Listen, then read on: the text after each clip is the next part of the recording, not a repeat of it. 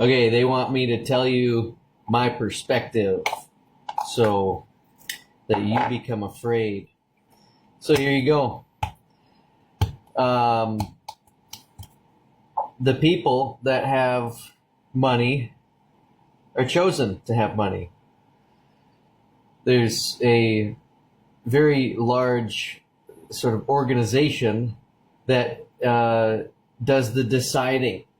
And if you're not going to enhance their agenda, then you're what's called blackballed, which is actually a cube.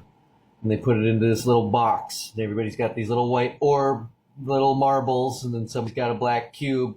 And if you get unanimously white marbles, then you're voted in. And if you, or you pass. But if somebody drops in a black cube, that's their veto vote, and that's called getting blackballed, and you don't get to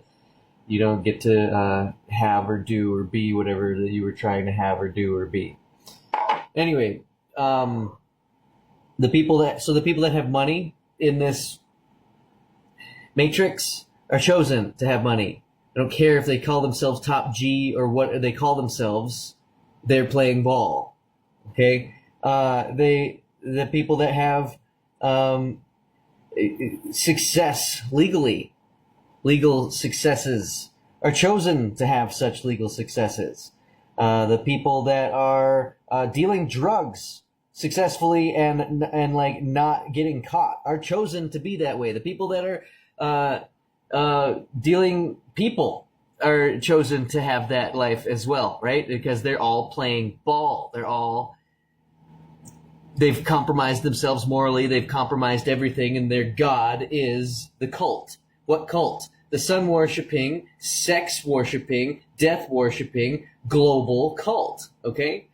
What else? Oh, the people that have influence are chosen to have influence because they don't have the ability. They've resigned their thinking for themselves capacity in exchange for the benefits and privileges of the cult. That's what it is. That's actual reality. And so the people that are being starved and are being systemically held back and just eliminated largely from the population, they're blackballed. They're not allowed to speak their minds and have that thought actually propagate out because they're in direct opposition with the enemy who has created this cult. Okay?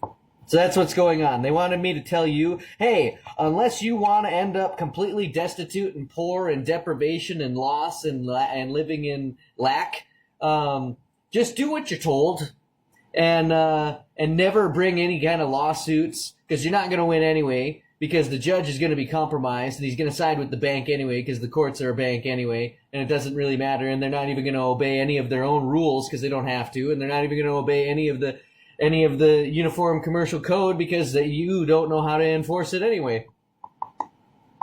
So that's what they wanted me to tell you. But really what is happening is the whole thing is just a show. It's community theater. And all it is one big compromised like show and tell of the rich kid bringing all of his awesome things to class so that he can show off because he's so completely compromised within himself that he needs such recognition from the entire world. That's really what it is. It's just like a bunch of rich people who are like unbelievably sad individuals, and so they lash out by having other people do all of their bidding, right? And they call cops their dogs and all this, right? And it's in every single community on Earth.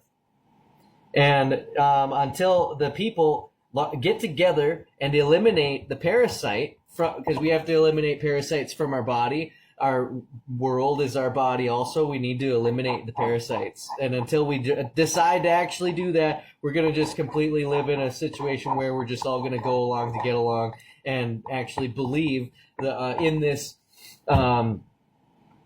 monopolized altruism. There's a monopoly on helping people, and the people that hold that monopoly are the people and entities that hold that monopoly are the same exact people and entities that are performing the problems in the first place.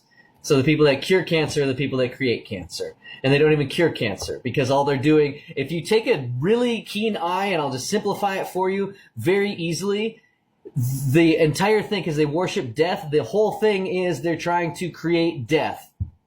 They're injecting us with death. They're feeding us death. They're telling us death. They're speaking death. They're presenting us death. They're doing everything with their subconscious suggestive programming about death. They want death. They love death. For whatever reason, they just want everybody to be very concerned and very preoccupied with the concept of death. And that's what it comes down to. And so the people that are selling the cure, even though the cure is death, they're actually the ones producing death. And so it's just this dichotomy, this Hegelian dialectic, this right versus left, this red versus blue, and all everybody's doing is trying to create death. And that's it. And that's all that it is, because they don't respect life. And they would rather be dead and they'd rather create death than do good. And so that's what it is. And so there's a monopoly on altruism. If anybody has a real, like, free energy or actual health products, or, here's what you actually can do in court to win, or, here's how you can love your neighbor, or here's how you can actually propagate love. All of that gets snuffed and it gets rebranded by the cult itself through one of its corporations, entities. And that's the monopoly. And so that's what we have going on. So unless you are given the green light with all of the pretty little pearls, the light white pearls, you're probably blackballed, and you're probably not allowed to produce anything in the world, because that's their job. How dare you step in on my turf? This is my turf. This is where I sell my drugs. You can't sell your drugs here. I sell my drugs here. Get the fuck out of here. That's what it is. It's just one big version of that. And then they've compartmentalized it to every community, every neighborhood, every community, every city, every state, every nation, everything. Okay? It's just one big kingdom of darkness. And unless you have the permission from the deciders, you don't get to create any kind of goodness in the world. And that's what is actually going on. But you know what we can do is eliminate that by calling it out, instead of like, oh, you know what? No, I need to get my next raise this next quarter. We could all just be like, you know what? I'm actually done working for the kingdom of darkness completely. And I'm going to exist in the same location, but I'm done. I'm not using your numbers. I'm not using your name. I'm not using your addresses. I'm not using your building materials. I'm not using any of your contracts, because I'm contracting only with good people that have honest intentions.